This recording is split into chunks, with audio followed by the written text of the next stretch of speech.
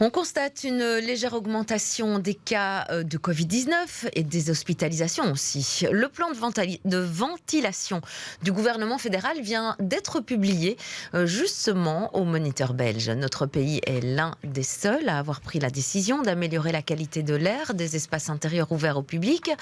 Pour en parler avec nous, nous avons en ligne le professeur émérite Nathan Klumec, chef de service des maladies infectieuses à l'hôpital Saint-Pierre. Bonjour. Oui, bonjour. Merci de nous rejoindre sur BX1 cet après-midi. Alors, vous avez travaillé avec la ville de Bruxelles, notamment sur la ventilation des lieux publics.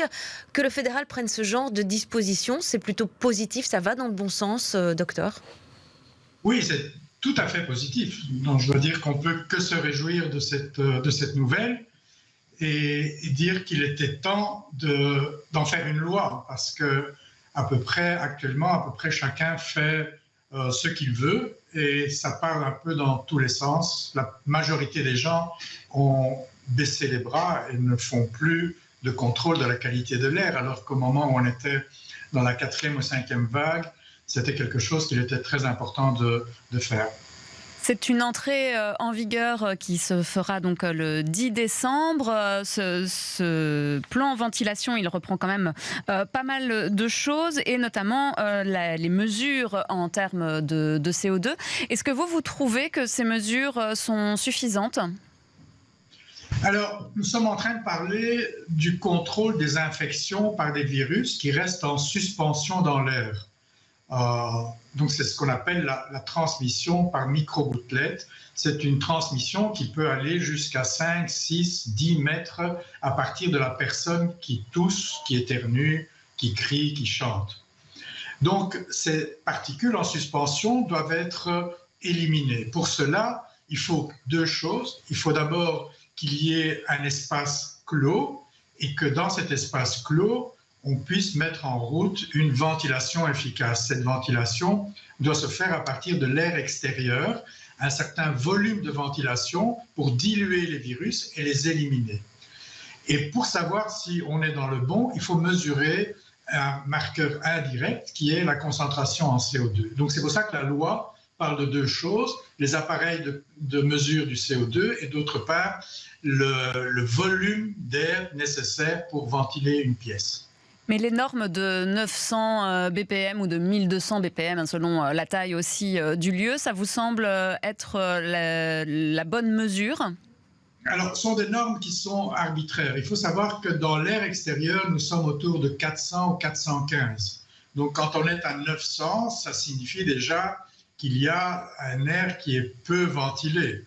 Donc, la norme, elle est celle-là. Maintenant, plus on descend la norme, plus il faut des volumes de ventilation importants et ça veut dire des machines plus puissantes et plus coûteuses. Donc je pense qu'on a trouvé un compromis qui est à 900 ppm, qui est d'ailleurs un compromis accepté au niveau international. 1200 ppm, ça devient déjà une norme qui est quand même peu contraignante, mais qui est mieux que rien évidemment.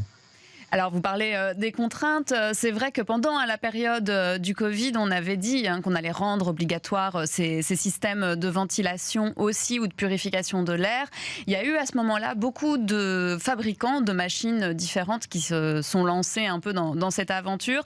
On avait parlé de techniques aussi avec notamment des ultraviolets, ce genre de choses. Est-ce que maintenant, on y voit un petit peu plus clair et les restaurateurs ou les espaces culturels qui vont devoir mettre en place ces systèmes de ventilation, vont-ils pouvoir s'y retrouver ? Oui, je pense qu'ils vont s'y retrouver. D'ailleurs, l'arrêté royal prévoit de reconnaître la qualité de certains appareils. Donc, le problème, ce n'est pas un problème technique ou technologique. Le problème, c'est l'installation de ces appareils qui nécessitent une évaluation du risque. Et d'ailleurs, la loi prévoit que pour chaque site, il faudra évaluer le risque et faire une analyse concrète de la quantité de volume qu'il faudra changer. Et donc, le problème, ce n'est pas la technologie. Maintenant, cette technologie a un certain coût et la loi n'aborde pas ça. En tout cas, de ce que j'ai lu, ce n'est pas abordé dans la loi. Et donc, j'imagine que les réactions vont être oui, mais enfin, ça nous fait des frais supplémentaires alors que déjà, nous sommes en difficulté financière.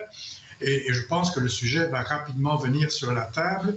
Maintenant, toutes ces décisions ne sont pas contraignantes. La loi ne prévoit pas une contrainte, en tout cas pas jusque 2025.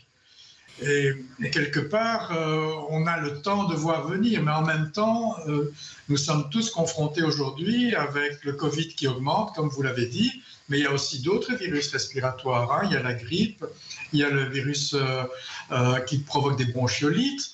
Et donc, c'est un peu dommage qu'on postpose quelque part l'application réelle de cette loi à 2025. Oui, c'est ça, parce que ça aurait pu aussi avoir des effets forcément sur ces épidémies. Professeur, est-ce que ces appareils de mesure de la qualité de l'air ne pourraient pas être disponibles à la location, par exemple, justement pour alléger la facture? Ça n'existe pas? Je pense que ça n'existe pas. Maintenant, ces appareils ne coûtent pas cher. Je veux dire, mesurer la concentration de CO2, vous avez des appareils très simples qui coûtent quelques dizaines d'euros. Il y a des appareils un peu plus compliqués qui mesurent aussi la température et l'humidité de l'air et qui vous envoient les informations sur un ordinateur, sur un iPhone. Ils coûtent un peu plus cher, quelques centaines d'euros. Donc le problème, ce n'est pas tellement les appareils de contrôle, bien que si on imagine une école... Oui, c'est ça, ça dépend du volume aussi, j'imagine. Oui, ça dépend du volume et ça dépend du nombre de pièces que vous avez, évidemment. Hein. Dans un ministère, avec, je ne sais pas, moi j'invente 200 pièces différentes, ça impliquera des investissements quand même significatifs. Mais le problème, c'est la ventilation, c'est les appareils de ventilation pour des vieux bâtiments qui impliqueraient éventuellement des modifications architecturales. Donc il faudra l'avis d'ingénieurs, il faudra l'avis de physiciens. Il y aura toute une démarche à mettre en route et en plus il y aura le contrôle de tout ça pour donner la certification. Et la loi prévoit que si le lieu n'est pas certifié conforme et que la personne ne se met pas, le propriétaire ne se met pas en conformité, il y a des peines. Il y a des amendes administratives qui seront prévues. Donc il y a toute une philosophie, une mentalité qu'il faudra changer. On est habitué à ça avec le contrôle de la nourriture. Personne ne discute aujourd'hui qu'au contrôle de la nourriture. On est bien content quand on dépiste qu'il y a de la listeria dans la nourriture. Ouais. On contrôle également l'eau. Tout le monde est content quand on découvre qu'il y a de l'Escherichia coli dans l'eau. Et donc je pense que l'étape suivante maintenant, c'est le contrôle de l'air. C'est essentiel. Et ça va prendre un petit peu de temps et il faudra du volontarisme, des budgets et surtout une volonté politique. Au niveau de la volonté politique, il y a aussi la création de cette plateforme pour l'amélioration de la qualité de l'air qui regroupe notamment des scientifiques et aussi les directeurs des établissements qui seront concernés ainsi que des politiques. C'était important d'avoir cet organisme-là? Ou c'est juste une couche en plus?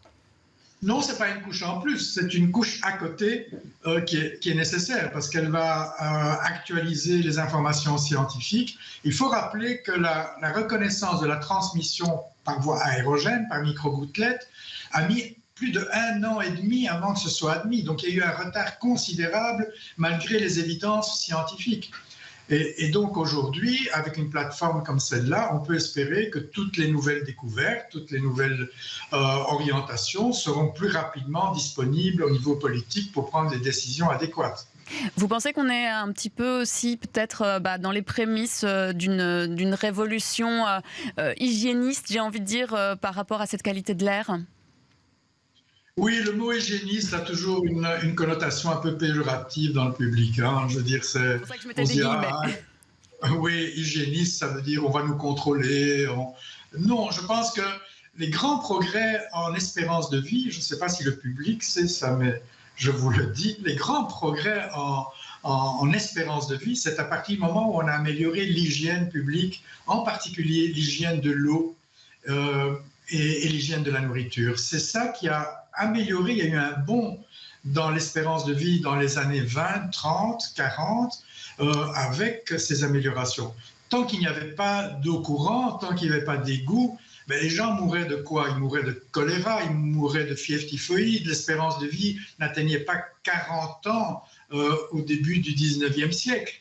Et aujourd'hui, nous sommes à 79 ans pour les hommes et 83 pour les femmes. C'est l'hygiène qui a fait ça. Donc, améliorer l'hygiène de l'air va améliorer d'une manière générale la santé de la population. Merci beaucoup Nathan Clumec. Je rappelle que vous êtes professeur et chef de service de maladies infectieuses à l'hôpital Saint-Pierre. Merci beaucoup.